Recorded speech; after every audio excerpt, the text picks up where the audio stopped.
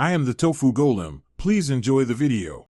You start by confirming prerequisites and enabling sharing. Plug the internet source into the PC, then make sure your Wi-Fi adapter supports hosted network or access point mode. This matters because software can only rebroadcast if hardware allows it. Once done, open Settings Network and Internet or Control Panel Network Connections. Find the adapter with Internet, right-click, choose Properties, then the Sharing tab. Enable Allow other network users to connect, so the PC can act as a hotspot. Next, you create the hotspot itself and configure credentials. Use Settings Mobile Hotspot for a quick setup.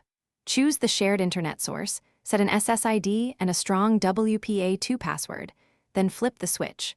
Or for more control, run netsh wlan set hosted network mode equals, allow SSID equals my hotspot key equals my pass 123, and then start it with netsh wlan start hosted network. Make sure the network adapter status reflects the hosted network.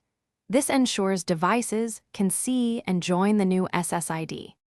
Finish by connecting a client device and testing connectivity.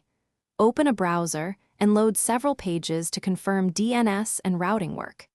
If devices connect to Wi-Fi but lack internet, make sure internet connection sharing is tied to the correct adapter.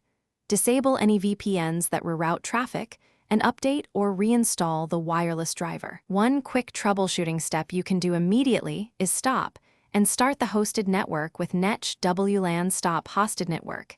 Then netsh wlan start hosted network, or simply reboot the PC. Thanks for watching. Consider subscribing if we helped you today.